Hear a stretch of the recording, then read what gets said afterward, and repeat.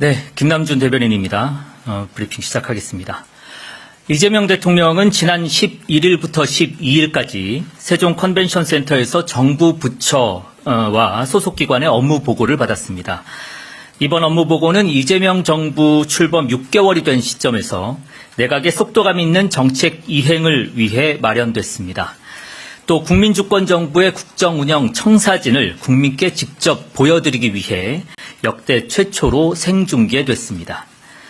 오늘 브리핑에서는 2일차 업무보고에 걸쳐 대통령의 주요 메시지를 통해서 정부의 주요 국정 철학을 토파보도록 하겠습니다. 이를 통해 향후 국정운영 방향을 엿볼 수 있을 것이라고 생각합니다. 먼저 이재명 대통령은 책임 있는 행정을 국정 운영의 최우선 가치로 꼽았습니다.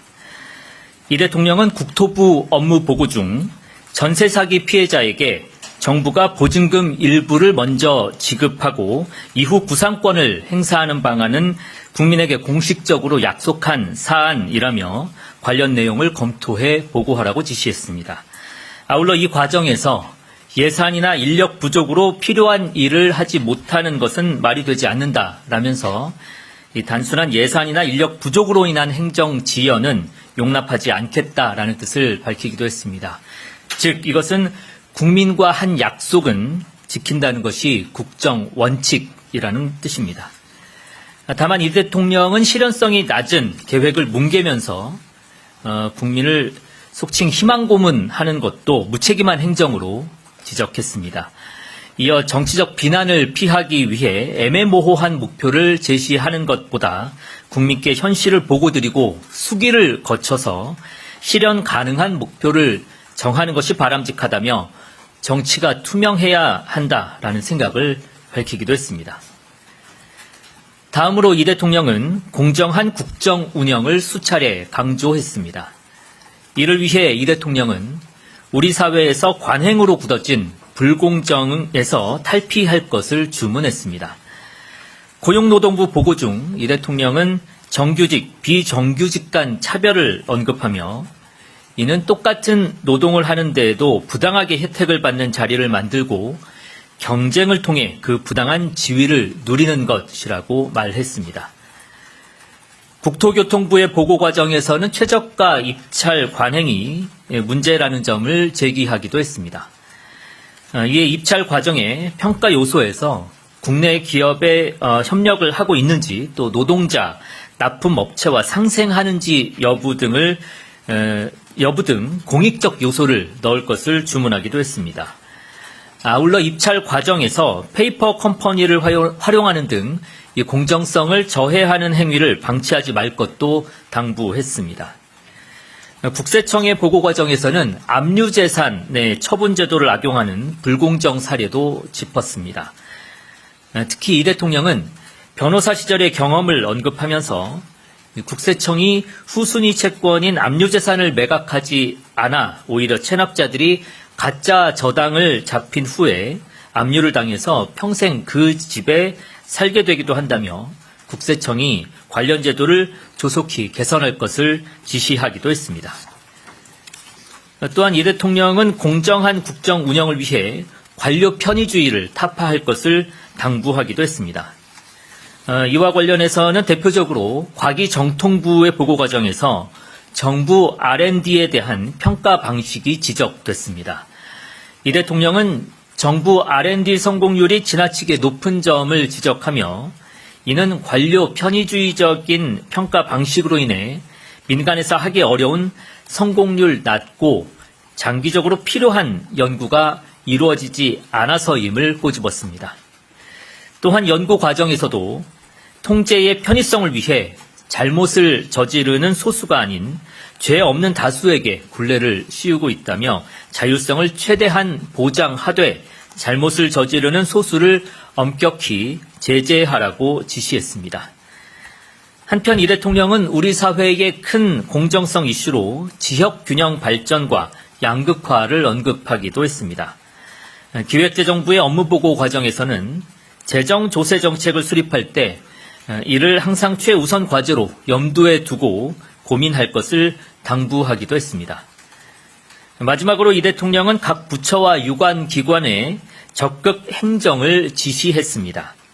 특히 이 대통령은 국민의 생명과 안전과 관련한 업무에 대해선 무엇보다도 적극적으로 임할 것을 당부했습니다. 한국도로공사 보고 과정에서는 동일한 지역에서 동일한 사고는 고의이자 중과실이라며 사고가 난 지역에서 다시는 재발하지 않도록 시설물 관리에 각별히 신경을 쓰라고 당부했습니다. 또한 관세청이 마약 단속을 소극적으로 하고 있다는 점을 질책하면서 국민의 안전을 지키기 위해 국가 권력의 정당한 행사가 필요하다고 강조하기도 했습니다.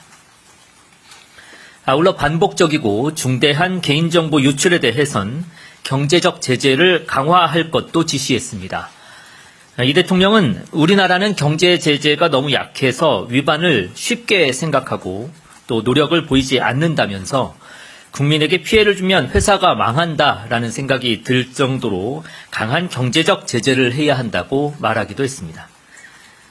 한편 이 대통령은 업무보고 전반에 걸쳐 공직자들을 격려하면서 깊은 신뢰의 뜻을 표하기도 했습니다. 특히 이 대통령은 첫 업무보고 일정을 시작하기에 앞서 대다수의 공직자가 본래 역할에 충실한 것을 알고 있다면서 나라의 미래와 또 다음 세대의 삶을 위한 책임감을 갖고 열심히 일해줄 것을 믿는다라고 말했습니다. 또 각 업무보고 말미에는 이 대통령의 제안으로 실무진들이 자유롭게 발언할 기회가 주어지기도 했습니다. 이 과정에서 우주항공청 차장이 대통령께서 우주항공청을 방문해 홍보대사인 지드래곤에게 위촉장을 직접 수여하면 좋겠다라고 건의를 하자 이 대통령은 지드래곤을 만날 기회를 주는 거냐라면서 가야겠다고 말해 회의장이 웃음바다가 되기도 했습니다. 이상입니다. 네, 질문 있으신 기자분들의 질문을 받도록 하겠습니다.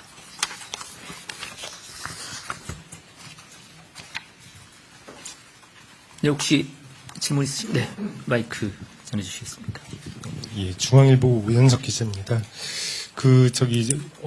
그저께 동북아 역사재단 업무 보고 받으실 때 이른바 유사 역사 논쟁을 대통령님께서 언급을 하셨는데 뭐 야당의 비판은 차치하더라도 학계에서는 그런 말씀이 좀 적절했냐 이런 우려도 있습니다. 그래서 그 발언의 취지 좀 설명 좀 부탁을 드리고요.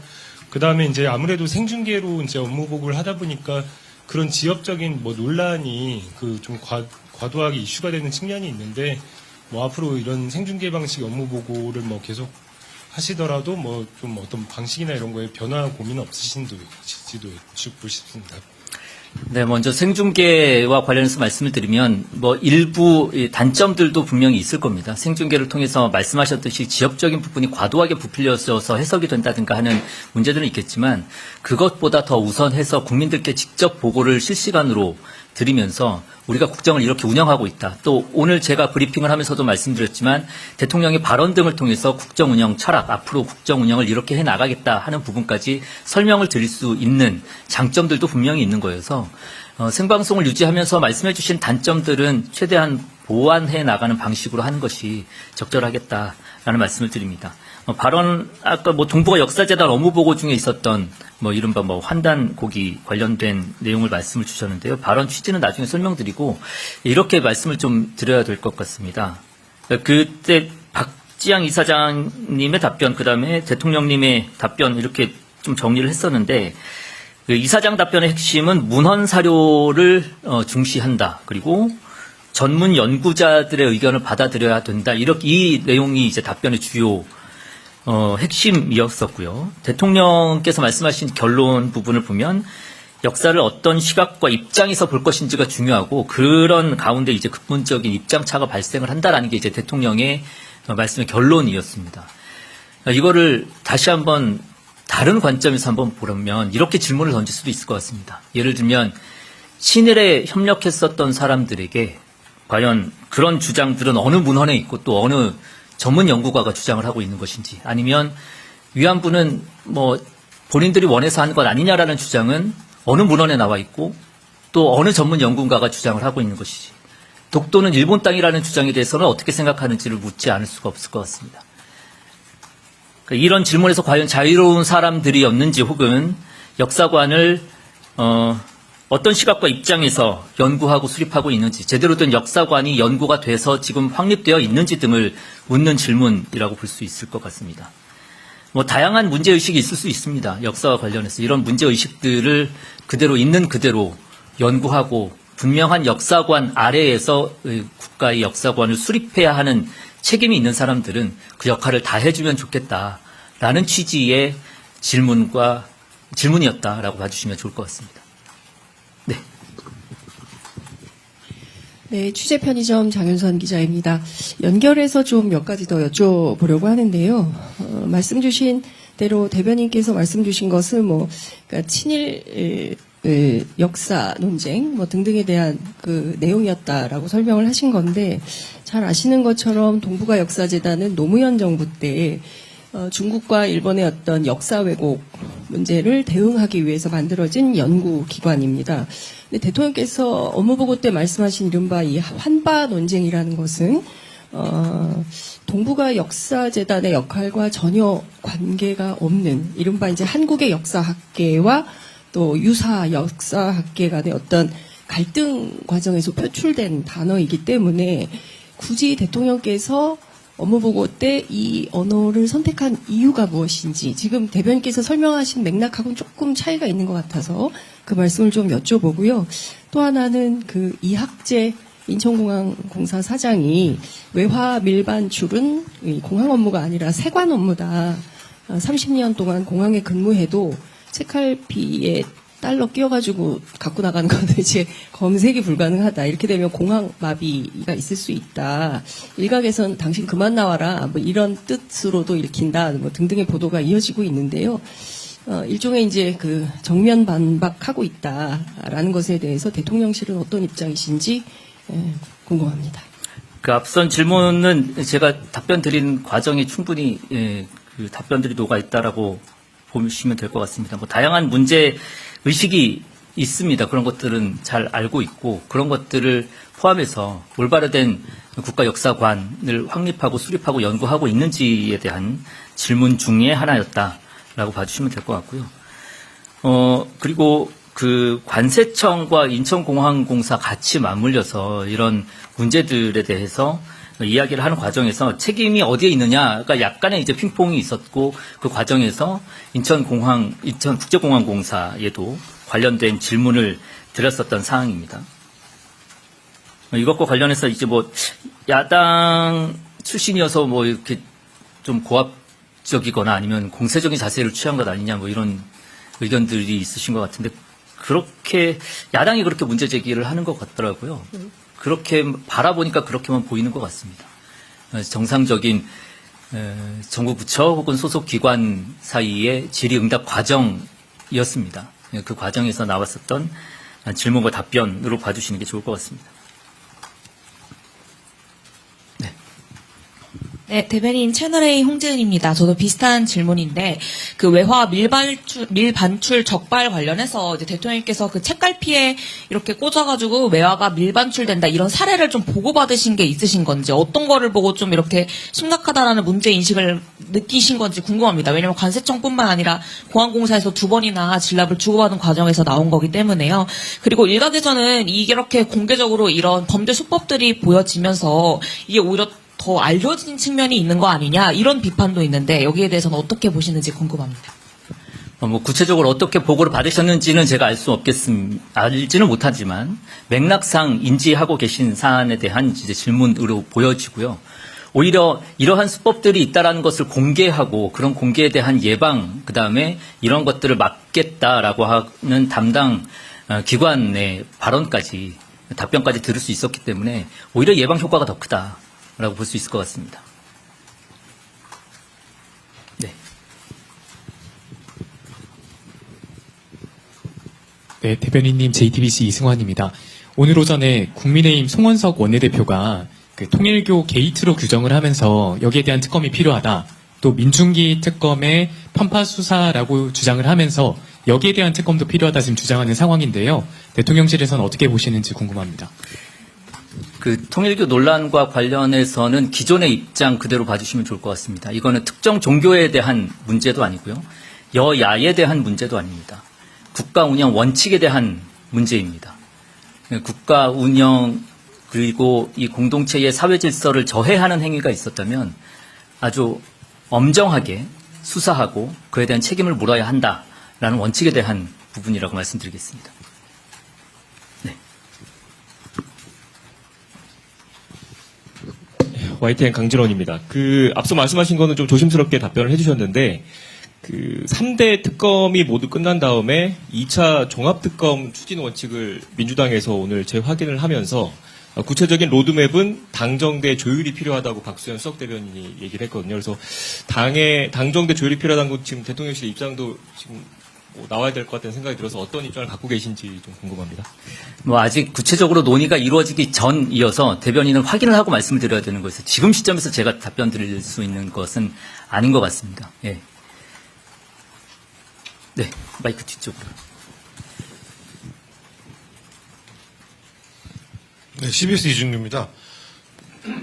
지금 업무 보고의 시기라든지 이런 부분이 이제 기존에 했던 뭐 연초 보고나 뭐 이런 부분하고 좀 약간 다른 시기에 하시고 방식도 생중계로 하시면서 기존 거하고 좀 다르게 하신 것 같은데, 그러니까 지금 방식에 대해서 이제 국민들에게 설명하는 그런 계기도 된다고 긍정적으로 평가하신 걸로 봐서는 내년에도 업무 보고를 좀 지금과 같은 방식을 유지한다거나 좀 더 개방성을 높인다거나 하실 수도 있겠다라는 생각이 드는데, 업무 보고나 지금처럼 굉장히 구체적인 내용들이 너무 많이 나와서 이게 이제 뭐 정보를 어느 정도 조금 좀 정리를 하고 좀 잘 구분된 내용을 좀 알리고 이런 것이 아니라 전부 다 알리는 이런 방식에 좀 방점을 두시는 것을 앞으로도 이어나가시겠다, 뭐 이렇게 좀 저희가 해석하면 되죠.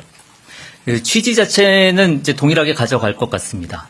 국민들께 가급적 상세하게 보고를 드리겠다라는 취지는 그대로 가져가면서 저희도 사실 이번에 처음 하는 거기 때문에 보완할 지점들이 분명히 있을 겁니다. 그래서 여러 보완점들을 언론에서도 지적을 해주시고 저희들도 찾아 나가겠지만 국민 여러분들의 의견도 듣고 하면서 개선해 나갈 계획입니다. 앞으로 진행해 나가면서 개선을 해야 될 텐데, 예를 들면 아까 말씀하셨듯이 분명히 보완이 필요한 영역들도 있을 거거든요. 가령 예를 들면 국방이라든지 외교 관련된 사안들은 분명히 보완이 필요한 내용들도 있을 겁니다. 이럴 때는 앞으로 진행이 되겠습니다만 비공개 부분들도 진행이 병행해서 될 겁니다. 그래서 공개할 부분은 공개를 하고 보완이 필요한 사항들을 논의할 때는 이제 비공개로 전환해서 하게 되는 경우들도 차후에 부처에 따라서는 업무 보고 때 그런 방식을 할 수 있다라고 생각해 주시면 좋겠고, 내년에 어떻게 할지는 이런 과정들 속에서 보완 지점들이 나오면 그때 가서 정리를 좀 최종적으로 해보도록 하겠습니다.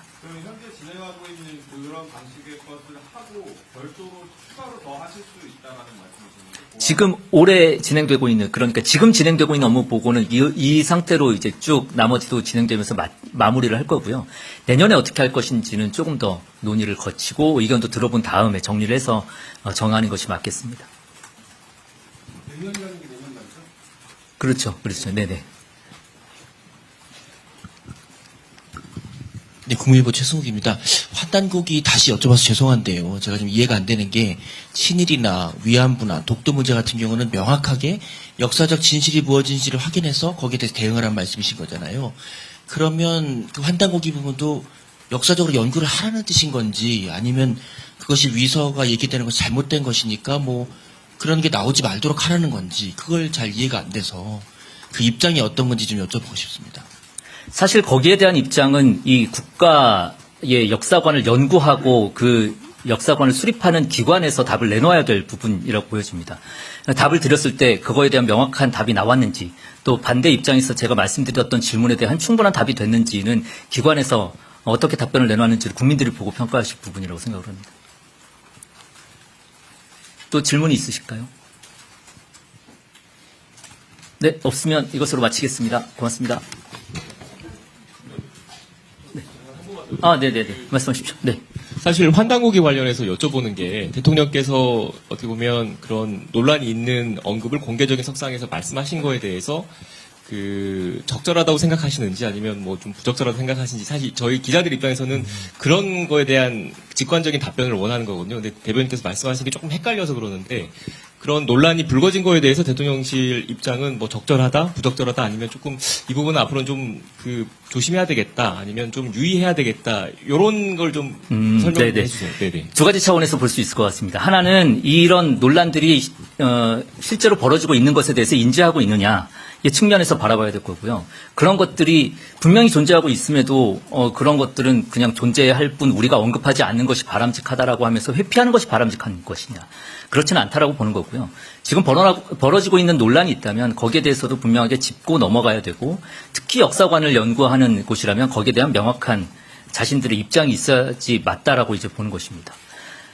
그런 부분에서 왜 논란이 될 수 있음을 예상을 하고도 발언을 했느냐에 대한 거는 앞서서 말씀드렸듯이 문제가 있으면 그 문제를 짚고 넘어가는 것이 바람직하지, 그것을 회피하는 방식이 문제를 해결하는 방식은 아니다라는 차원에서 바라봐 주시면 좋을 것 같습니다.